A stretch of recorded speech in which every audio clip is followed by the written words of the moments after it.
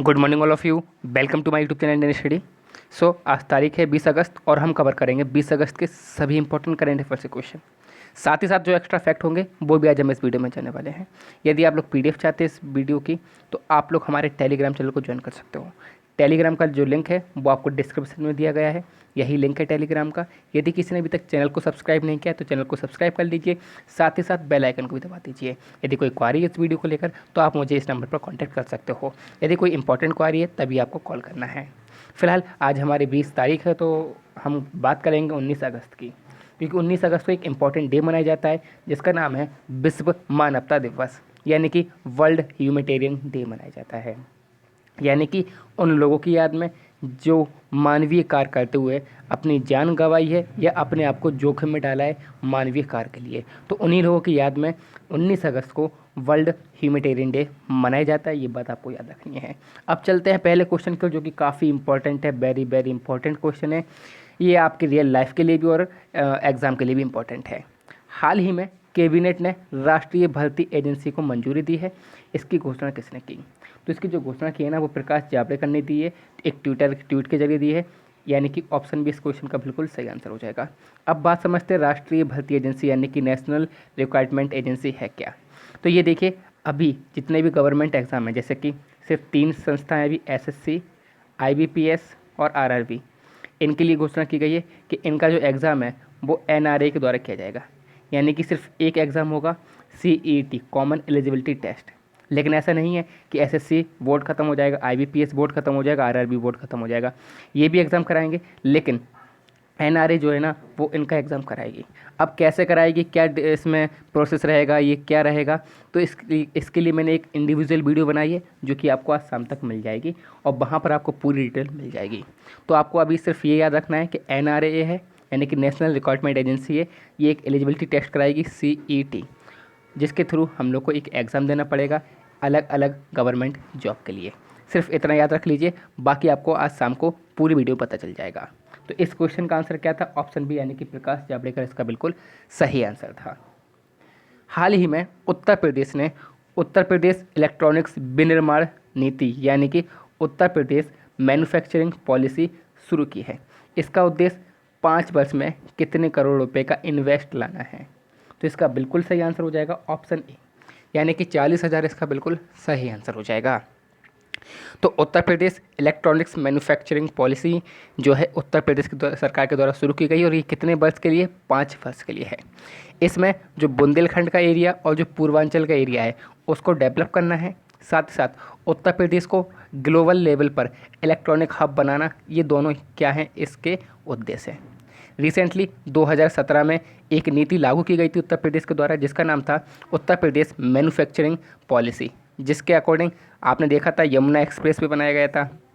नोएडा को और ग्रेटर नोएडा दोनों ही को मोबाइल हब का एक हब बना दिए गए थे, मोबाइल हब। तो आप लोग सभी लोग जानते हैं नोएडा में कितनी कंपनियां जो मोबाइल मैन्युफैक्चरिंग कर रही हैं, यहाँ तक कि सैमसंग ने भी अपना मोबाइल के लिए जो कारखाना खोला था वो नोएडा में ही खोला था। तो ये सब किसके जरिए हुआ था?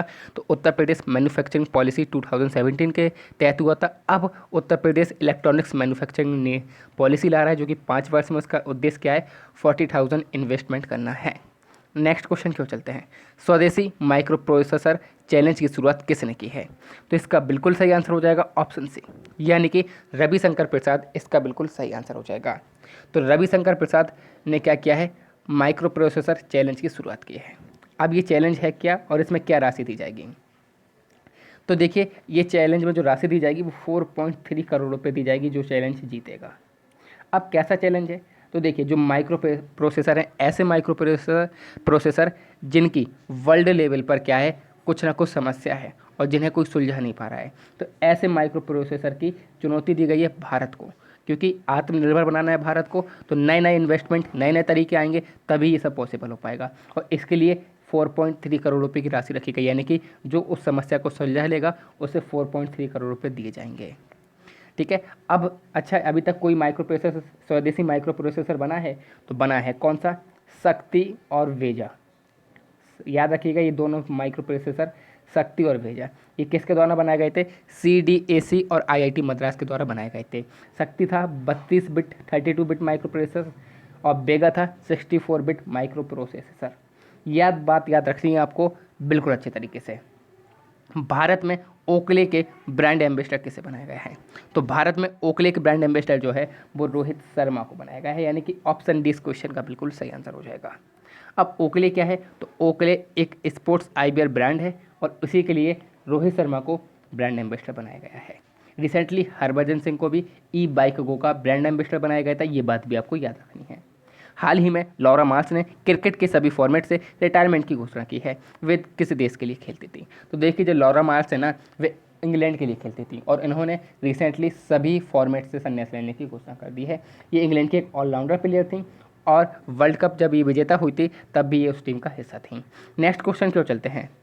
हाल ही में किसने सुरक्षा के लिए ड्रोन आधारित निगरानी प्रणाली का शुभारंभ किया है? यानी कि जो निगरानी की जाएगी वो ड्रोन से की जाएगी और इसकी शुरुआत की है इंडियन रेलवे ने, यानी कि ऑप्शन सी इस क्वेश्चन का बिल्कुल सही आंसर हो जाएगा। तो इंडियन रेलवे में आरपीएफ यानी कि रेलवे प्रोटेक्शन फोर्स जो है वो इस निगरानी प्रणाली को यूज़ करेगा सिक्योरिटी पर्पज़ से।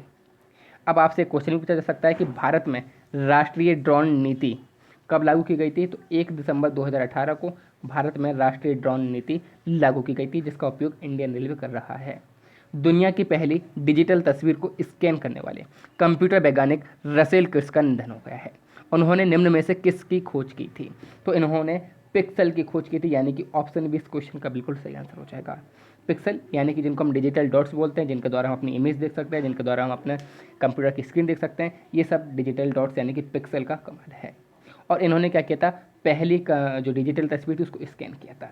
तो आप देख सकते हैं रसेल क्रिस ये अमेरिका के साइंटिस्ट, कंप्यूटर साइंटिस्ट रहे हैं और इन्होंने अपने बेटे की सबसे पहले अपनी फ़ोटो को क्या किया था? स्कैन किया था उनके बेटे की, जो कि 2x2 की थी। और इसी प्रकार से काफ़ी फेमस व्यक्ति रहे और इन्हीं का हाल ही में निधन हो गया है। भारत के चुनाव आयुक्त अशोक लवासा ने अपने पद से इस्तीफा दिया है। वह अब किस संगठन के उपाध्यक्ष होंगे? तो रिसेंटली क्या हुआ है, अशोक लवासा जो कि भारत के चुनाव आयुक्त थे, ना कि मुख्य चुनाव आयुक्त, इन्होंने अपने पद से इस्तीफा दे दिया है क्योंकि वह अब एडीबी के उपाध्यक्ष बनने वाले हैं, यानी कि एशियन डेवलपमेंट बैंक के उपाध्यक्ष बनने वाले हैं। इसी कारण उन्होंने क्या दे दिया? अपना इस्तीफा दे दिया है। बात की जाए चुनाव आयुक्त की तो इसकी बात कहाँ पर की गई है? तो संविधान में भाग 15 में की गई है। आर्टिकल नंबर 324 से 329 तक की गई, यानी कि 324 से 329 के बीच में की गई है। अब यदि बात की जाए एडीबी यानी कि एशियन डेवलपमेंट बैंक की, तो इसकी स्थापना हुई थी 1966 में। 68 कंट्रीज़ के प्रेजेंट टाइम पर मेंबर हैं। मसात्सुगु असाकावा जो कि जापान के इसके अध्यक्ष हैं। हाल ही में कौन आईपीएल 2020 का टाइटल स्पॉन्सर बना है? तो रिसेंटली ड्रीम 11 जो है वो टाइटल स्पॉन्सर बना है आईपीएल 2020 का। और कितने करोड़ रुपए दिए हैं इन्होंने? तो 222 करोड़ रुपए दिए हैं। इससे पहले कौन था? इससे पहले वीवो था पिछले साल और उसने कितने करोड़ रुपए दिए थे? तो 440 करोड़ रुपए दिए थे। यानी कि इस बार भारत को घाटा हुआ है, लेकिन हम घाटा क्यों ले रहे हैं? क्योंकि अब हम आत्मनिर्भर बनना चाहते हैं। यानी कि Vivo out of India company है, इसलिए हमने वीवो का स्पॉन्सर हटा दिया है और किसका लिया है? ड्रीम 11 का टाइटल स्पॉन्सर लिया है। अब ये दिसंबर तक अपना टाइटल स्पॉन्सर यानी कि प्रायोजक बना रहेगा आईपीएल 2020 का। बात की जाए आईपीएल 2020 की, तो आईपीएल 2020 कहाँ पर आयोजित होना है इस बार? तो आपको पता है यूएई यानी कि यूनाइटेड अरब अमीरात में ये आयोजित किया जाएगा। अब आपसे एक इंपॉर्टेंट क्वेश्चन पूछा जा सकता है कि ड्रीम 11 के संस्थापक कौन हैं? तो हर्ष जैन और भावित सेठ इसके संस्थापक हैं। नेक्स्ट क्वेश्चन को चलते हैं। ग्वालियर चंबल एक्सप्रेस वे का नाम श्री अटल बिहारी वाजपेयी चंबल प्रोग्रेस वे रखा जाएगा। यह मध्य प्रदेश को किस राज्य से जोड़ता है? तो मध्य प्रदेश को ये राजस्थान से जोड़ेगा, यानी कि ये चंबल से होते हुए ग्वालियर, भिंड, मुरैना के रास्ते से मध्य प्रदेश को राजस्थान से जोड़ेगा। बात की जाए कि इसका नाम अटल बिहारी वाजपेयी चंबल प्रोग्रेस पे रख दिया गया है। तो ये एक्सप्रेस वे जो है वो 6 लाइन का एक्सप्रेस वे होगा। अब यदि बात की जाए अटल बिहारी वाजपेयी की, तो इनके सिर्फ एक बात याद रखनी है आपको कि 25 दिसंबर को गुड गवर्नेंस डे मनाया जाता है, यानी कि विश्व सुशासन दिवस मनाया जाता है। कब? अटल बिहारी वाजपेयी की जन्म दिवस पर, यानी कि 25 दिसंबर को। बात की जाए मध्य प्रदेश की, तो ये रहा मैप में मध्य प्रदेश, जिसकी राजधानी भोपाल है। शिवराज सिंह चौहान यहाँ के मुख्यमंत्री हैं और आनंदीबेन पटेल यहाँ की क्या है? राज्यपाल हैं। अब आनंदीबेन पटेल जो है वो उत्तर प्रदेश का भी राज्यपाल संभाल रही हैं, तो ये अतिरिक्त परिवार है मध्य प्रदेश का। आई होप समझ में आई होगी वीडियो को। तो प्लीज़ वीडियो को लाइक करिए, शेयर कीजिए, सब्सक्राइब कीजिए इंडियन स्टडी के हिंदी यूट्यूब चैनल को। Thank you all of you. जय हिंद, जय भारत।